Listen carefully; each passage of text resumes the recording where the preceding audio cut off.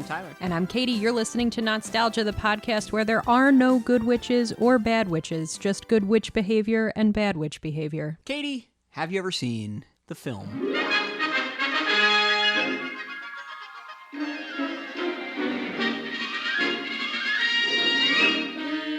We're off to see the wizard, the wonderful Wizard of Oz. We hear he is a wizard of whiz, if ever a whiz there was. If ever a whiz there was, the Wizard of Oz is one because of the wonderful things he does. We're off to see the wizard, the wonderful Wizard of Oz.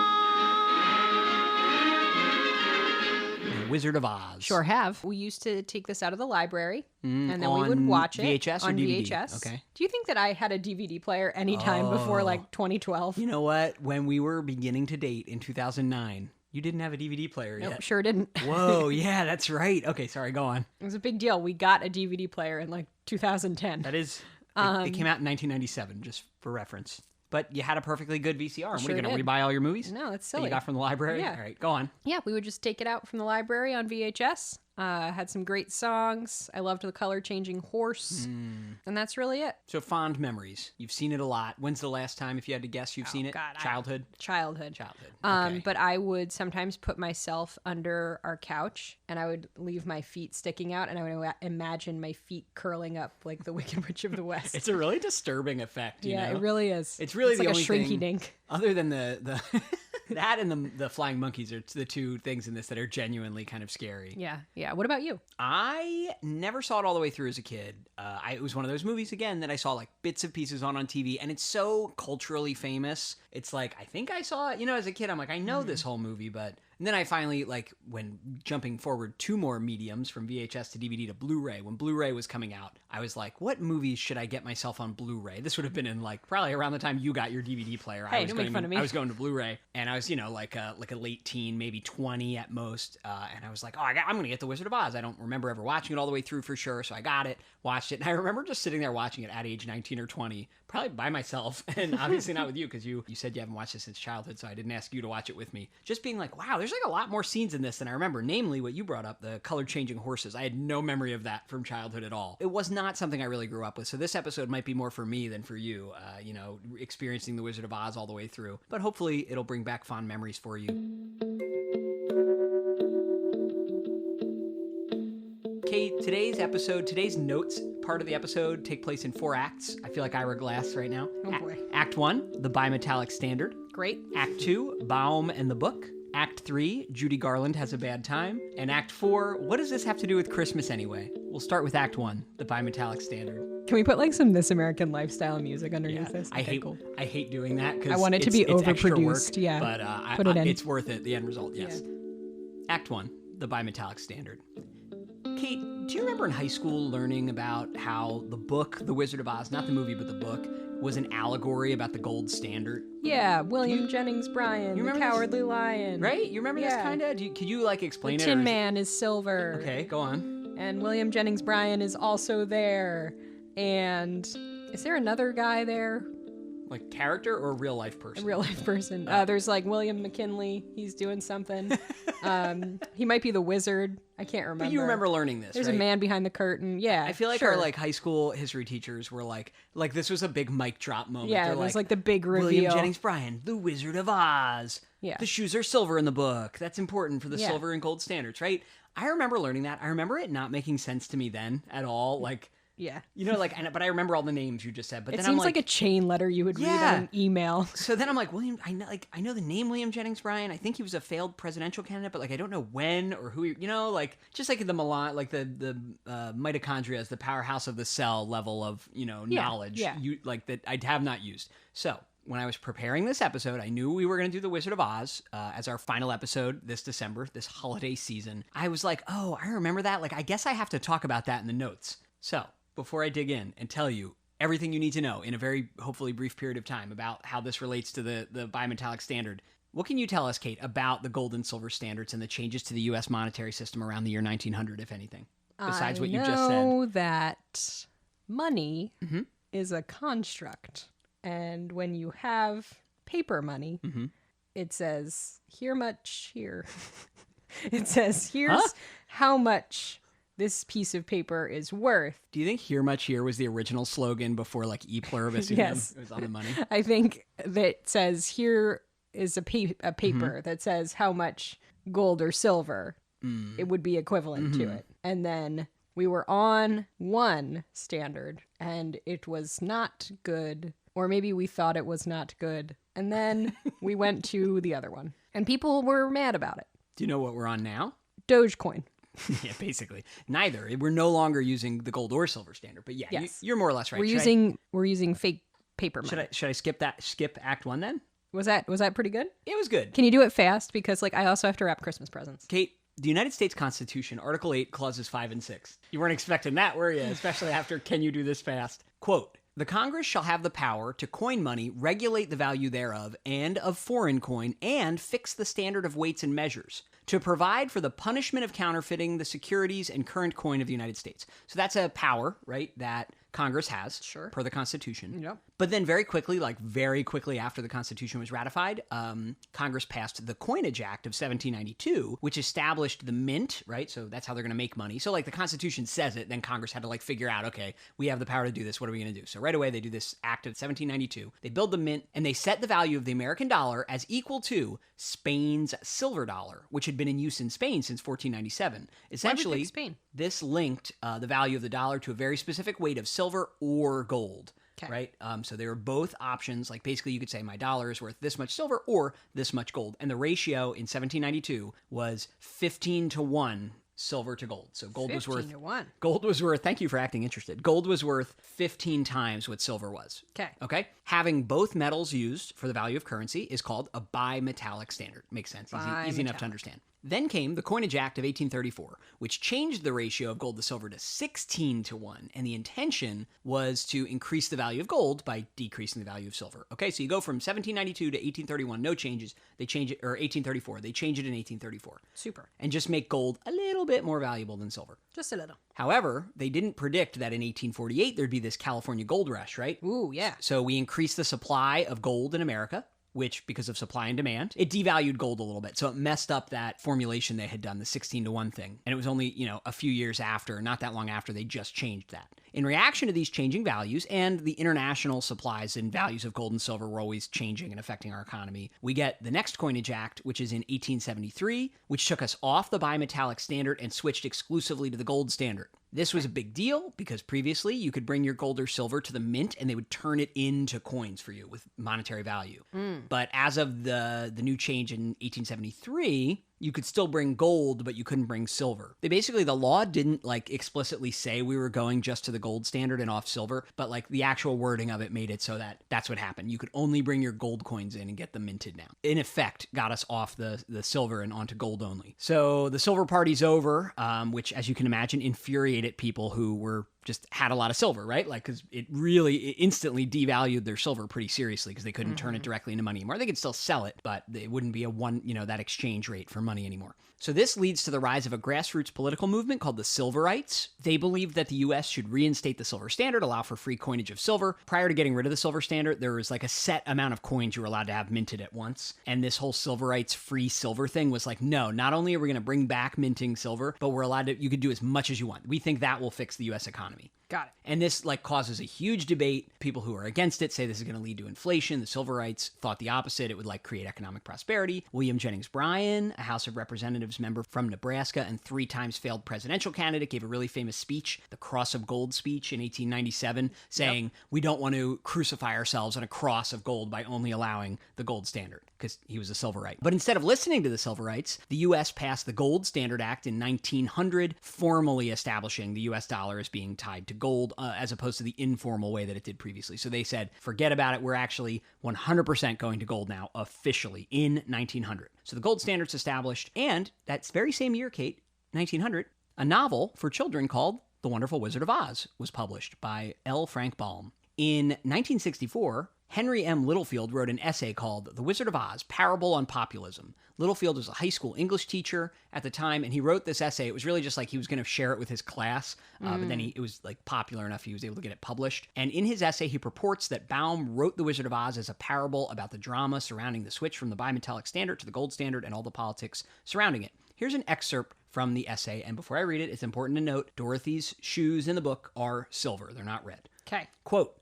"Silver shoes walking on a golden road. Henceforth, Dorothy becomes the innocent agent of Baum's ironic view of the silver issue. Remember, neither Dorothy nor the Good Witch of the North nor the Munchkins understand the power of these shoes. The allegory is abundantly clear. On the next oh, that's what he says. I bolded that part because I thought that's a bold statement. And Yeah. you repeated it, not knowing it was bolded, because it is a very bold statement. On the next to last page of the book, Baum has Glinda, Witch of the South, tell Dorothy, quote, within these quotes, 'Your silver shoes will carry you over the desert. If you had known their power, you could have gone back to your Aunt Em the very first day you came to this country,' end quote. Within a quote, continue the main quote, Glinda explains. 'All you have to do is knock the heels together 3 times and command the shoes to carry you wherever you wish. William Jennings Bryan never outlined the advantages of the silver standard any more effectively,' end quote." So this guy is saying in his essay in the 60s, this is a parable about the silver standard, and then our high school teachers were just repeating that thing from the 60s. Excellent. Here's the problem, though, which made me, once I did all this research and I got to the bottom of it, I realized this. Baum was a Republican. Democrats were the proponents of the silver standard and the free silver and all that. Republicans were the ones who supported the gold standard and passed the acts in 1873 and 1900. So Baum was a public supporter of Republicans at the time. Like, he wrote about it, he gave speeches about it. So it is extremely unlikely that he was a Silverite. So the interpretation from this essay from 1964 makes no sense. Why did they teach it to us in high school like it was a fact? Why would they do this? They wasted our time. Anyway, we're going to get into the real notes in Act 2 here, but I did all that research before finding out that it was all wrong, so I figured if I had to waste all my time doing that, you should too. And look, we both learned, and all our listeners learned, a little bit more about the bimetallic standard. Sure did. Which brings us to Act 2, Baum in the book.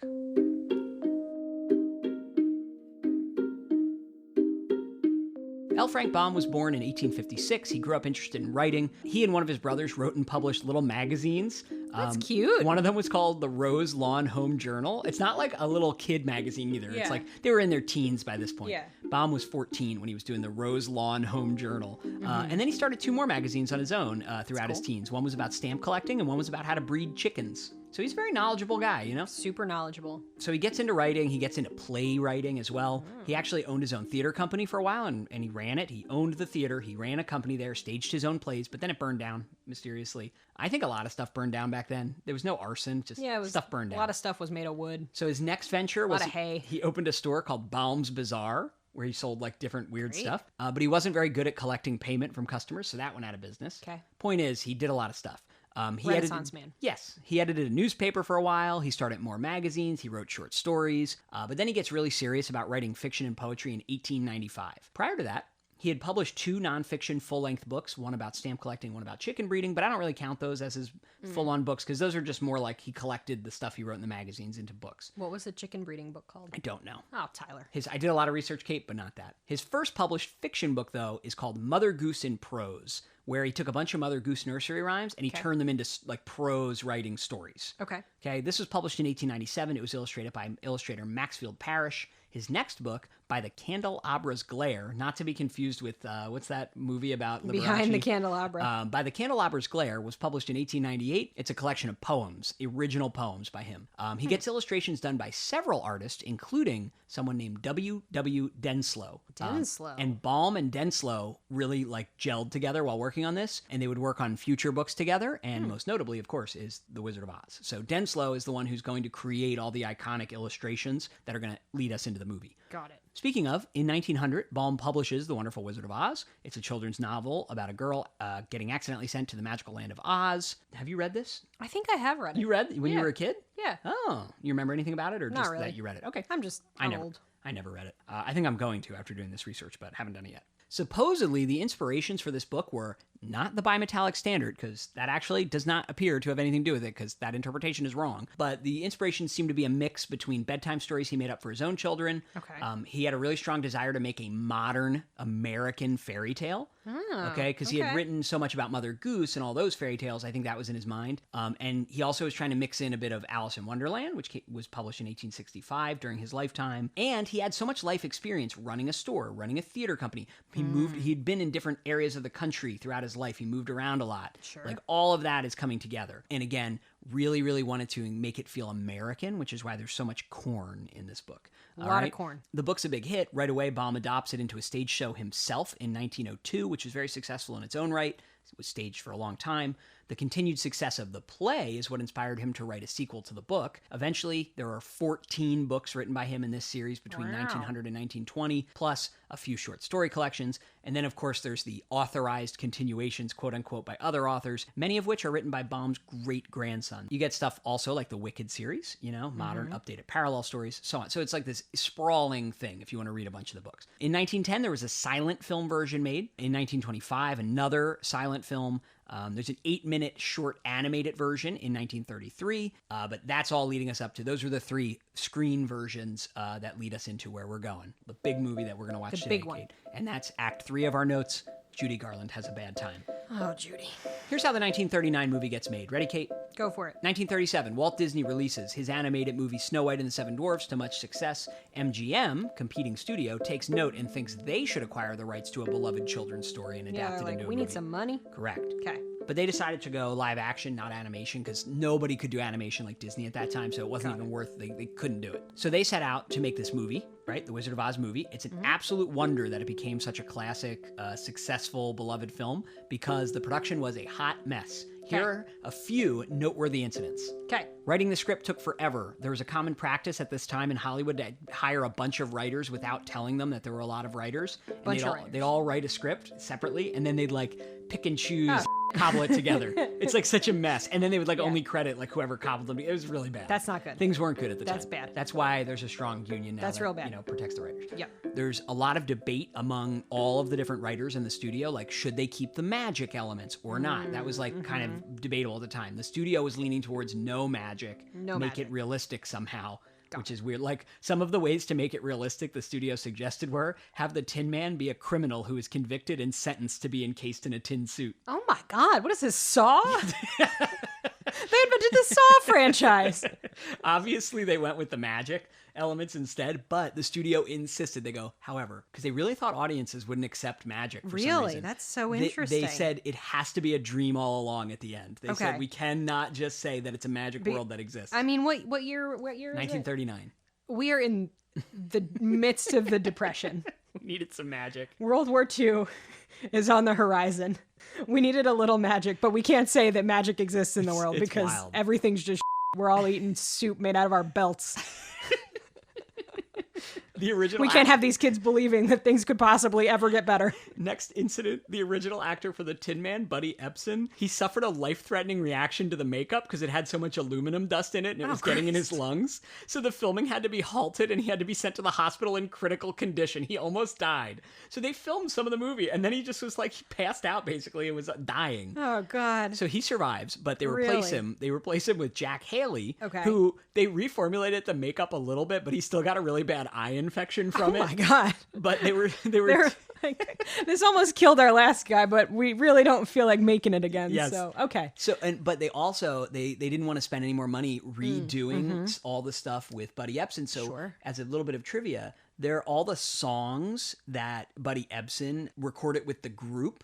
They didn't want to re-record, so his voice is still present in any songs with the group. Just interesting, because they record the songs ahead of time before filming. Another incident, the cast all required several hours of makeup application, so the shooting days were 15 plus hours, when you add in their makeup. It just took basically this movie took a really, really long time to make. It took over 6 months. They filmed 6 days a week, and every day was about 15 plus hours. Wow.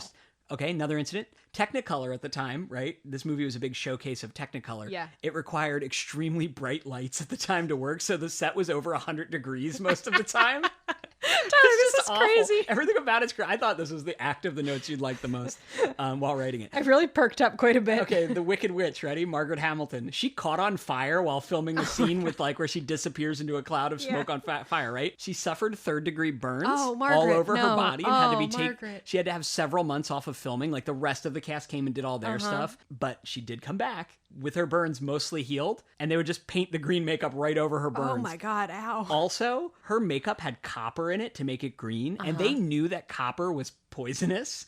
So they basically were like, it can be on your skin, but you cannot swallow any of it, right? Like, do not get it in Yeah. your mouth. So she was on a liquid diet that she drank through a straw anytime she was in makeup on these 15-hour days, 100-degree. Okay. And it was probably like raw eggs. They were like, here, Margaret, here's your raw egg lunch that you have to drink. We shook it up real good for you. The original director, his name was Richard Thorpe. He was Okay. fired after 2 weeks because they felt he wasn't a good fit. They thought he was rushing things. They thought he wasn't getting good performances. He insisted that Judy Garland wear a blonde wig and baby doll makeup and talk with like a really high voice. And she didn't want to. He's like, no, this is my movie, sweetie. This is what you're going to do. So they fired him. Thorpe was replaced by Victor Fleming, who, in a weird twist of fate, eventually had to leave this job early before they were done to go start working on Gone with the Wind. He made Gone with the Wind and The Wizard of Oz in the same year. He's the director of both movies. That's nuts. How much cocaine was Victor on? We're going to get to the uppers and downers. And Okay, that's great. another bullet point, Kate. That's the next bullet point. Excellent. Okay, so anyway, so he took over, but he had to. It's just weird that he had to leave because Gone with the Wind's director got fired and they needed someone to replace him. He did this twice in a year. Here's just a whole mini section about Judy Garland. 1, Great. the studio put her on drugs to keep her thin. 2, they gave her both uppers and downers without telling her what they were. Oh, no. They're like, just take these pills. Yeah, they were probably called like Pep and Vim, you know? 3, They're like, here, take your Pep and your Vim. they forced her to wear a chest binder so she would look like a little cutie. girl because, Okay. for Dorothy. 4, Victor Fleming, the director who took over, he slapped her in the face because she kept laughing during a scene. She like couldn't, like actors sometimes have a silly day where they Yeah, just can't keep yeah. it together. So he went over and probably they had her on uppers. So Yeah, like, so she's it's not her fault. She's on meth, So right? yes. And she had the She giggles. got the giggles. So he went over and slapped her really hard in the face while she like looks like a little, and she is very young. Yeah. So How old is Judy Garland while we're filming I here? think I have it here. I think she's 19. She's 19. Okay. Okay, so he slaps her in the face, and then allegedly, like a lot of abusers, he felt bad after. And here's what he did, like that day, like right away, he regretted it, and he goes around to the entire cast, and he insisted that they all take turns punching him in the face. Oh my God. And they did. They all took turns giving him a punch in the All right. face. What All a right. day on set. Hold on. So let me just recap as we've hit the midpoint of Judy Garland Has a Bad Time. It's 100 degrees in this building. You've been in hair and makeup for like 9 hours. And then you have to go film. We got Margaret Hamilton sipping eggs. 3rd-degree burns all over her body. I got the Tin Man. His eyes are inflamed. And then Victor Fleming is going around. And he's like, punch me right in the face. I'm so sorry, I hit you. Completely serious. Like, Yeah. no, you gotta fucking punch me right in the fucking face. Yeah. Yeah, I'm a piece of shit. Yeah, punch me. Huh? You think you can punch me? I'm gonna go make Gone with the Wind in 3 months. And his eyes are bugging out of his head. And everybody's sipping eggs. You're crying. I'm so scared. I'm so scared. Slap me in the face. I can't stop laughing. You going uppers? Oh, God. You ready for the next bullet? No. So they had hundreds. There were hundreds of actors that they hired to play the Munchkins. And allegedly they were kind of treated bad, so they just were drunk a lot on set. The Munchkin actors would often just cavort and day drink all day, right? And then several actors playing Munchkins were often verbally and physically harassing and assaulting Judy Garland. Oh, God. The famous story was one of them where this guy saying some like absolutely horrible things to her, and she's like, "I'm gonna tell my mother," and he's like, "Great, get her over here too. I like her too." Just like really bad. Even Louis B. Mayer, the co-founder of MGM, one of the M's in MGM stands for mayor. He sexually assaulted her. He physically assaulted Oh my Judy God. Garland at some point on this set of this movie. She was like he groped her or something. She was 19, he was 55. Not Great. that matters. It's bad no matter what their ages are. I'd like to kick Louis right in his leg. And last Judy Garland note, it's not really about Judy Garland. Shirley Temple was the other contender for this role. It could have been Shirley Temple, but I'm sure she's probably glad she didn't get it. Yeah. How Judy Garland was You treated. dodged it. You dodged it. I'm sure that Shirley Temple faced other horrendous Oh yeah, I don't think her life abuses. was great at the okay. Okay. They were feeding her like CBD treats and meth. I think it's not good. Two more quick non-Judy Garland related urban legends about this movie that I okay. figure we should address while we have the time. Sure. There's an urban legend that a Munchkin committed suicide by hanging on set, and that it's in the movie in the background. But that's been disproved. It's just a weird shadow. That's probably one of the geese, because the set, by the way, was full of live animals. Oh my God. So the 100-degree set. On top of all of this, Yeah.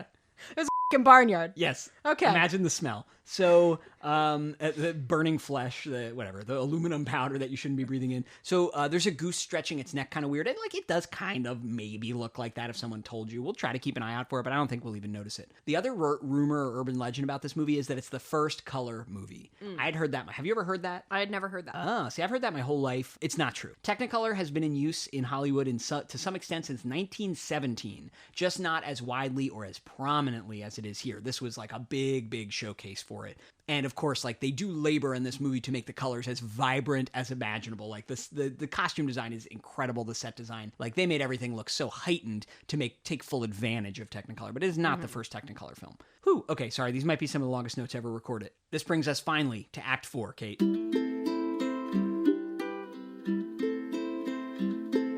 What does this have to do with Christmas anyway? You might be wondering, right? Why are we watching this? You know what? In fact, I am wondering. It really doesn't have anything to do with Christmas. However, it has been culturally linked to Christmas in America for many decades now, to some extent. Have you ever considered this a Christmas or Christmas-adjacent film? No. See, I kind of have. This is something you watch in the summer on a cool sheet on the ground. That's how you don't have watched any it. air conditioning. I see. Well, Kate, this movie first aired on television in 1956, and it was in November when it did, so it was like around Thanksgiving. The next time it aired on TV 3 years later in 1959, by the way, back then it's like, well, I saw The Wizard of Oz and saw it in theaters in 1939.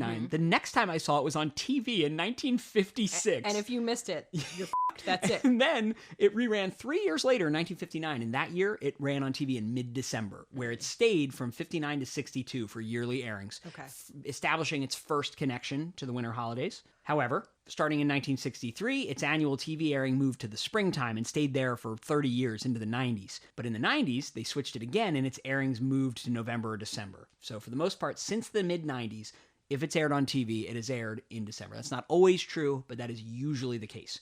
In 1944, another reason it's linked to Christmas, Judy Garland starred in Meet Me in St. Louis, where she sings Have Yourself a Merry Little Christmas, the extremely depressing Christmas song. This gave her a connection to Christmas because, Christmas music always repeats forever, forever and ever. It's why it's a good idea to make a Christmas album or song if you're an artist. So she records many more Christmas songs to eventually fill a whole album. And years later, in 1983, an updated release of the Judy Garland Christmas album included Over the Rainbow from The Wizard of Oz as its final track for no obvious reason other than it's one of her most famous songs, so they put it on there. So you could have bought the Judy Garland Christmas album anytime from 1983 to today. Song from this movie's in it. Another Christmas link. Probably because it used to air around Christmas. And finally, in 1983, same year that album came out, the movie A Christmas Story was released. And I don't know if you remember this, but in the movie, we see characters from The Wizard of Oz, people dressed as them. We see them at the Christmas parade and in the department store when he's visiting with Santa. So that's a movie that everybody watches at Christmas. It airs, around the clock around Christmas.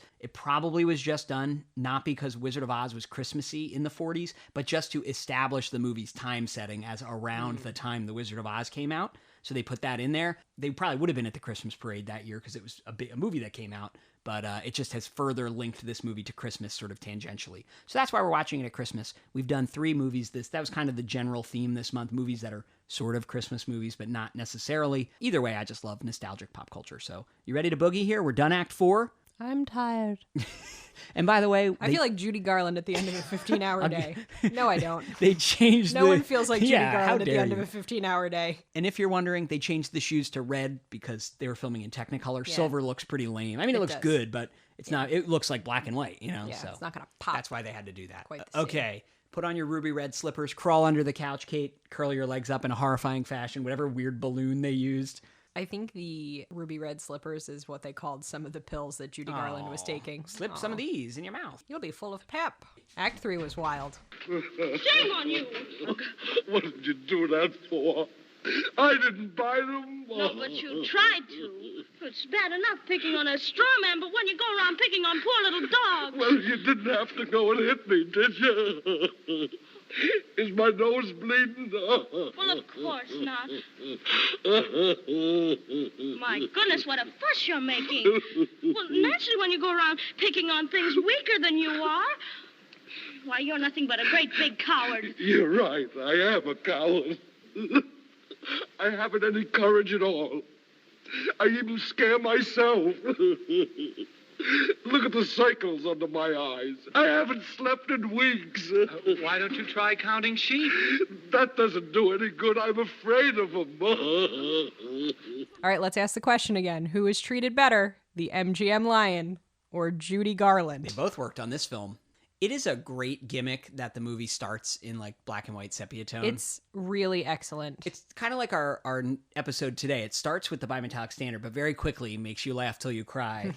You, not the listeners, but you specifically, maybe. Kate. Whew, that was exhausting. All right, we got Bert Hlar and the Munchkins. Great. A bunch of uncredited little people. Yeah, it's not great. That's not good. And I didn't mean to generalize too much in the notes. Yeah. I might have overgeneralized. You were like, oh, a Munchkin hung himself. Wow, Tyler. I The actually songs said- are bops. I would like to point out I said a munchkin did not hang himself. Still a generalization, though. And still not people first language. Person first? I have to say that the music in this is a bop. You like it? Yeah. I didn't watch the movie enough or all the way through as a kid to even really know the songs. Like I know, we're off to see the wizard. That's probably the only song I could think of from the whole movie. And it's a full musical, right? Like there's a lot of numbers. There's plenty of numbers. We dedicate this picture to the young in heart. Here's some uppers. Because surely Judy doesn't look young enough. Poor Judy Garland. I already feel bad. Yeah, the first shot of her with Toto. All right, times are really hard, which I didn't notice as a child. Dorothy's just trying to get her aunts and uncles' attention. She's like, oh, please, come on, give me attention. And they're like, all right, the incubator has gone bad and the chicks are going to die. And then we will surely starve. Yeah, so these folks are like Dust Bowl Okies, too. Did you understand as a child that these were the men we're going to meet When later? the reveal kind of happens at the end, the first time I remember being like, oh,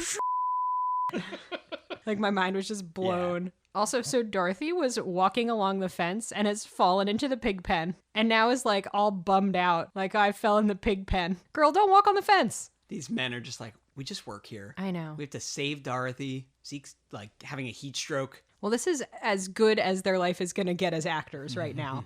They're not in 15 hours That's of makeup. true. They probably you know? loved filming these scenes, Yeah. right? Who was treated nicer, you think? Toto or Judy Garland? Toto. Look at that nice doggy. Sitting on At that least, tractor. at least Judy Garland had one friend on set, hopefully, in Toto. I don't know. You think he bit her? Yeah, he probably bitter. Man, there are some scenes here where you can really see that Judy Garland is on drugs.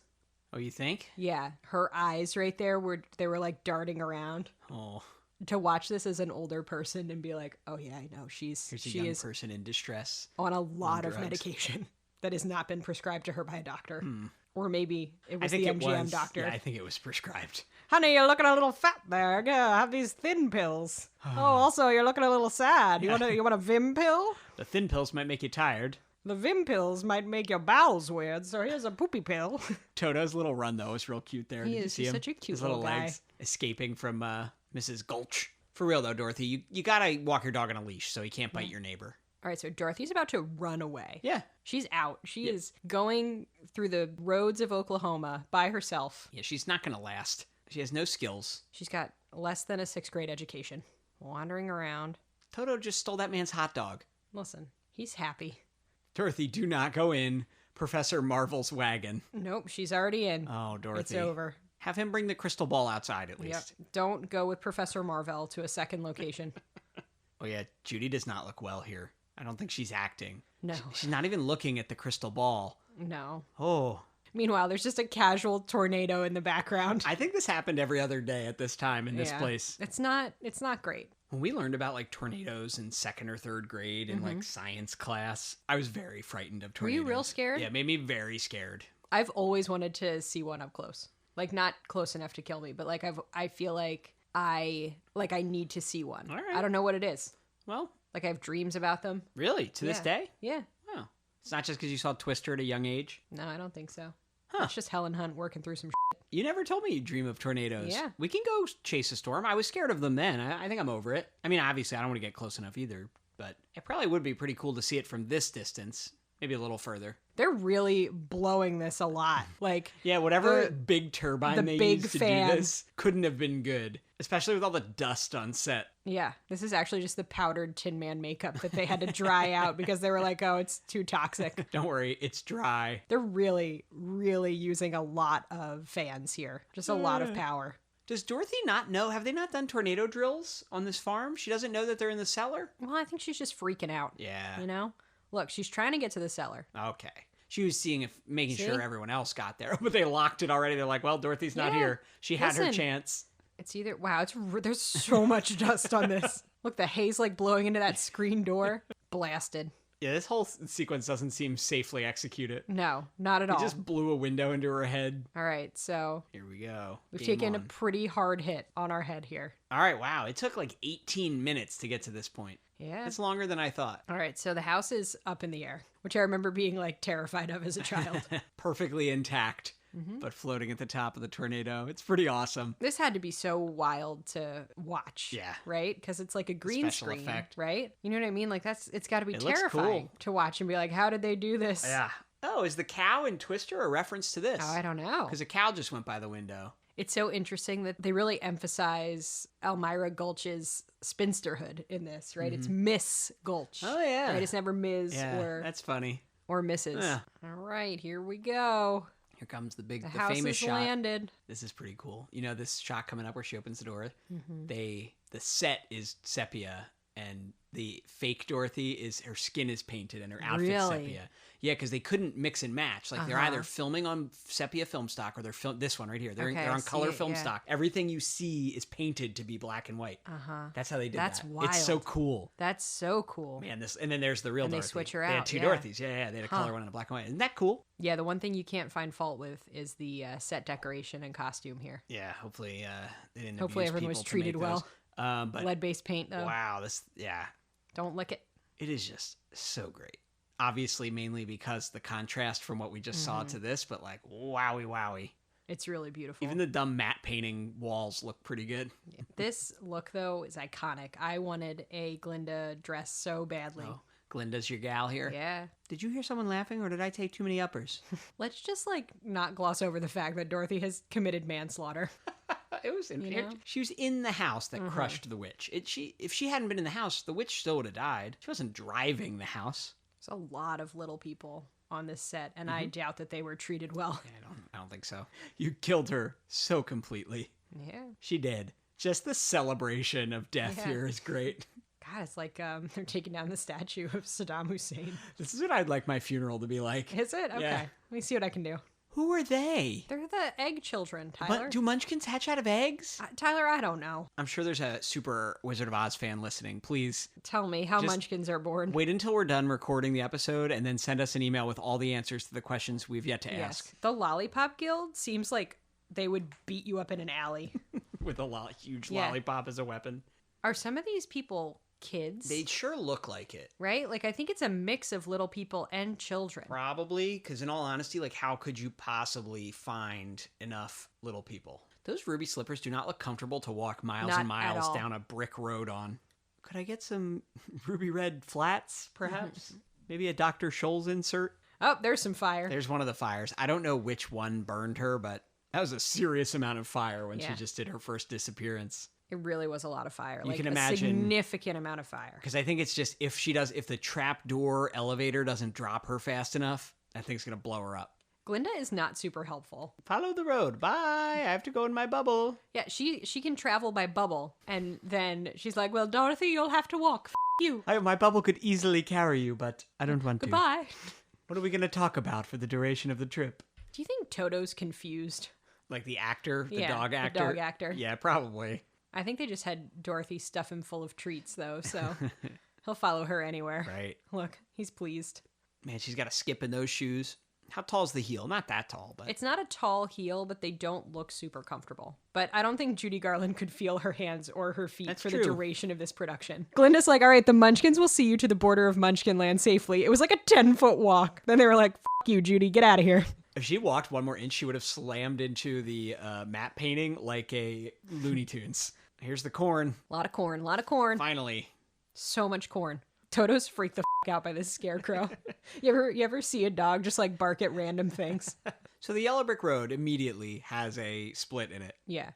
Glinda's not going to help you. Yeah, the advice was to just follow it. It's the body horror of the all of these men that then travel with Dorothy, but just like a scarecrow, he doesn't have a brain, but he can talk. And it's He's just made of a like- bag. Yeah, his like bag face. bag it's pretty neck. It's scary not if you good. think about it too much. Man, that was masculinity in the 30s, let me tell you. So the scarecrow has fallen off the pole and his stuffing comes out and she's like, "Oh, doesn't it hurt?" And he's like, "I just stuff it back in. Don't think about Stomp my feelings down so hard that maybe you don't even know if they're there." This farmer's gonna be mad when these crows eat all of their corn. That crow just took a piece of hay out of his body. That was amazing. Yeah, they trained it. They must have slathered it with crow treats. The kinesiology of this actor, right? Like the choreography that I'm watching him do is really great, Yeah. right? It's like boneless, which is really fun, you know? Look at Toto. Toto's just doing his best. All right. Now we got like a little posse here. There's a toucan. What is that toucan doing here? These living trees are kind of scary. This scarecrow sure can talk a lot of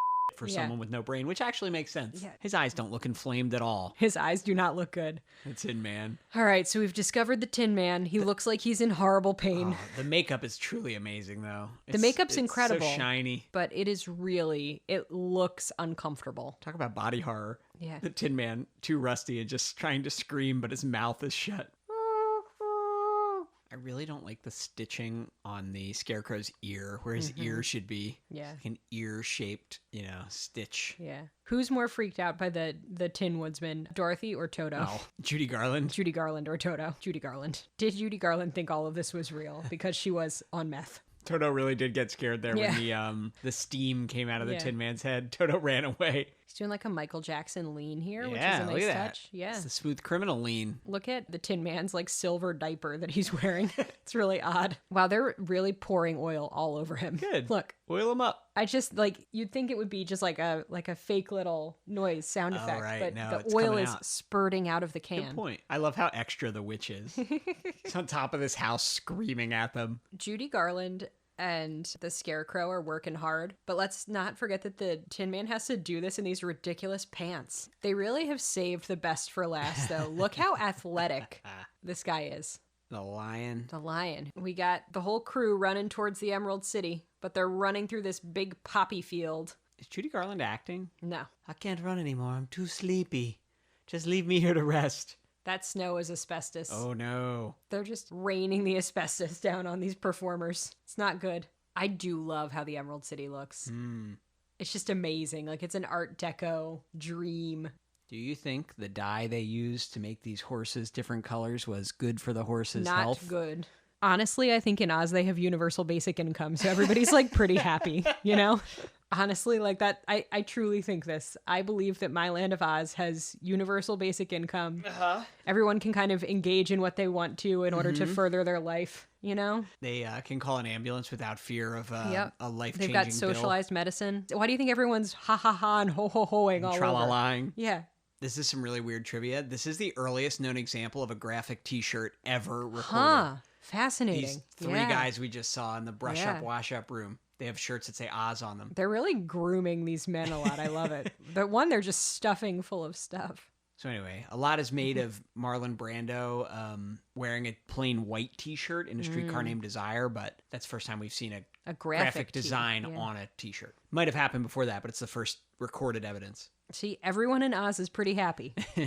They are a little too happy almost. It's like Denmark. Here's the Wicked Witch of the West model emitting some kind of evil Black smoke. It's not good. She's doing her skywriting, and it's a really long word. I like that they're really gassing up the lion here, you know? You think we should be focused on how to get out of here. just The taking witch a is little flying around. Musical interlude. I love the amount of smack that the lion talks. It's so good. I don't know. I think you might want to stay in Oz. For all the dangerousness of Oz, right? Like, it's pretty cool. The amount of tears they had pouring down Oz's guard's It was face incredible. was wild. The fake tears they were gushing out of his face. Look how shiny these floors are. They've been buffed into oblivion. It's amazing. There's a lot of like poorly regulated pyrotechnics, I think. Right? There's like so much fire shooting out of here. So much stuff like Smoke, shooting fire. out fire, colorful like dyed smoke, and Toto doesn't care about any of it. He is on so much CBD treats. He's got like a trazodone. I think they're feeding him and Judy Garland the same thing. Man, the wizard is really a dick here. It's phenomenal. He's like, who's this pile of garbage, Tin Man? Who's this stupid little girl? He asks the question and they start answering and he's like, shut up. Did this scare you as a child? A little bit, yeah. All right, so of course the wizard is like, yeah, I'll do it, but you have to do something for me first. Ugh. Quid pro quo, baby. Also, the scarecrow has a gun. He's holding a revolver. So and he's just aiming it pretty wildly. the Tin Man has an axe and a wrench. Uh-huh. The lion has a net. And then the scarecrow is just packing. Yeah. He's strapping. Yep. He's got a gun and something like a stick. But he's just holding it up at all times, aiming it straight ahead of him. But he'll like turn his whole body, like point it in Dorothy's face. Who hurt the Wicked Witch of the West, you know? All right, so the flying monkeys have left. It is an enormous army. Yeah. And she is just yucking it up. She's like, yoo-hoo! This is like a lot of special effects makeup again. And a lot of people, right, to coordinate. A lot of wings to make. And look at this. We got wire work. We got... Yeah, there's a lot going on here. They're making these people fly somehow. Oh no. They're flying away with Toto. That dog must be so confused. He's on calming treats. You're right. He's like, someone dressed as a flying monkey grabbed me, and now we're being hoisted into the air. The Scarecrow's legs have been ripped off. Oh my god. Meanwhile, poor Toto has to climb down this whole mountain. There he is. He's a good boy. Yes, he's the ultimate good boy. These, like, uniforms are really sweet. As a child, I wanted to own Glinda's dress. As an adult, I want one of these Wicked Witch of the West uniforms. I think they look awesome. The guards, yeah. Yeah. I remember being so anxious about this, about the hourglass sand running out. But, like, what would happen? We don't know what was going to happen. Yeah, it's not like a curse where she'll die instantly. It's just like the witch is going to come back and murder her. You had every right to be anxious. For a dog who started the movie by biting the neighbor, Toto has not helped out by biting anyone. This is a nice movie to watch as an adult because you get to see all the characters who want to have something display that. Because, like, the Scarecrow is the one who's coming up with all these plans, right? I never considered this ever until you're saying it Tin Man now. is the one who's so upset that Dorothy's trapped, right? Huh. And the lion's the one who's leading the charge to go into the castle. Interesting. Baby, it was inside them all along. Wow. The wizard couldn't have asked for, like, a crumble cookie or something. Had to be the witch's broom. There's so much fire in this movie. Yeah. The Scarecrow is really on fire now, and I just, however they did that, couldn't have been safe. I love her going, what a world, on her way down.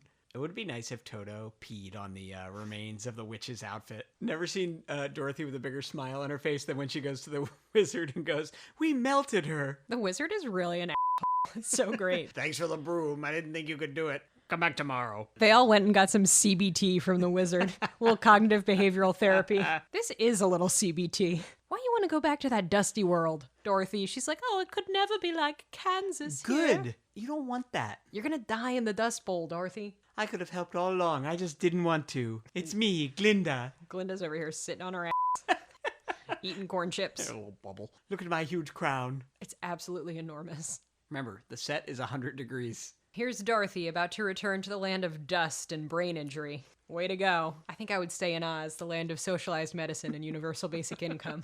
And pretty green outfits. I look great in green. They're like, don't kiss his cheek for real. Yeah, she kissed the Tin Man's cheek. She's going to get this horrible inhalation of the dust. The lion's little bow is so funny. Did he get that when he got here? Yeah. Glinda's eyebrows are almost non-existent. They are so thin. Dorothy's getting sucked through a wormhole now. Here she is, back in a sepia-tone nightmare where there's not enough food to eat and all their chickens have died. Plus, we're in the aftermath of the tornado. Uncle Henry got sucked up in it. Yeah, but look, she has the best medicine money can buy at this time. A cool cloth. Yeah, a wet towel on her forehead. And her neighbor, Miss Gulch, still wants to kill her dog. That's true. If the dog survived the tornado, there's broken glass everywhere. All right, so Uncle Henry literally just told Professor Marvel, the traveling fortune teller, he was like, well, she got quite a bump on the head. I thought for a minute she was gonna leave us.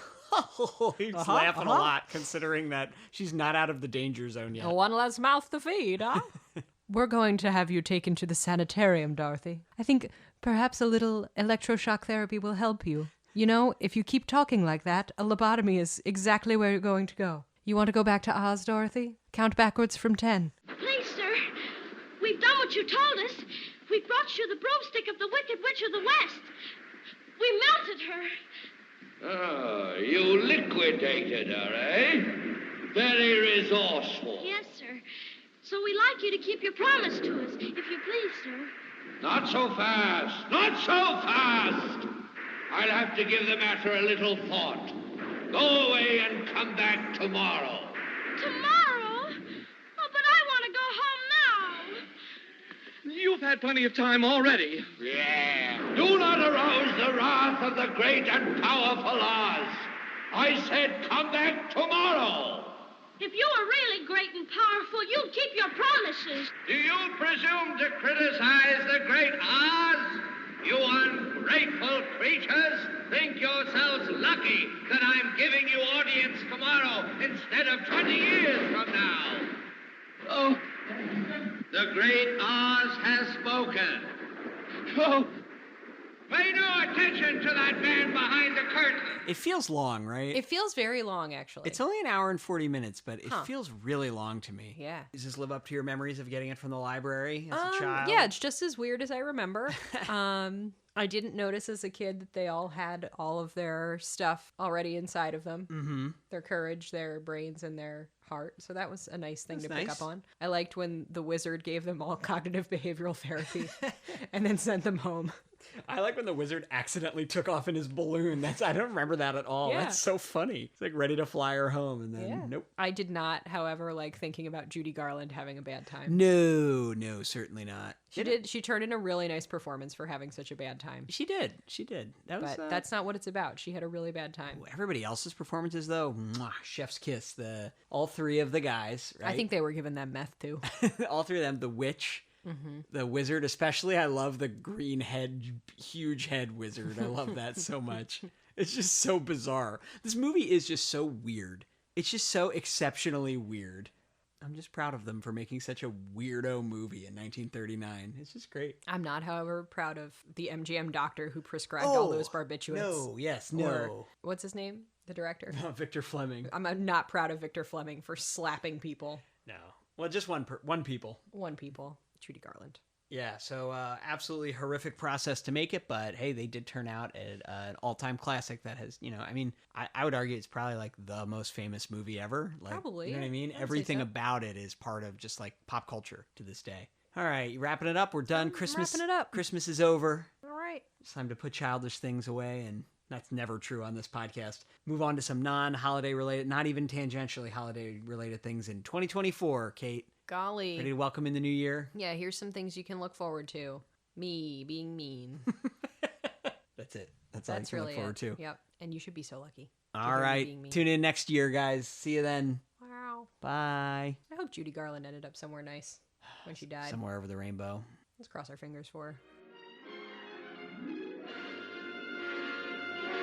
Many, many miles east of nowhere lies the amazing land of Oz, a magnificent empire created in the mind of a man who wrote a great book about it. Like wildfire in the wheat field, the fabulous tale of the Wizard of Oz spread from town to city to nation to the entire world. Although the Wizard of Oz has captivated the children of 4 generations and fired the imaginations of those youthful adults who have never grown old, although 10 million copies of the book have reached eager hands and eager hearts, no one has dared the towering task of giving life and reality to the land of Oz and its people. Every delightful character of L. Frank Baum's classic is now reborn. Every glorious adventure has been recaptured and painted with a rainbow. The celebration in Munchkinland, the flying monkeys, the rescue of Dorothy, the castle of the witch, the palace of Oz, and Dorothy's strange journey to the Emerald City to find the wonderful Wizard of Oz himself. We're off to see the wizard, the wonderful Wizard of Oz. We hear he is the Wizard of Wiz, if ever a Wiz there was. If ever a Wiz there was, the Wizard of Oz is one because of the wonderful things he does. We're off to see the wizard, the wonderful Wizard of Oz.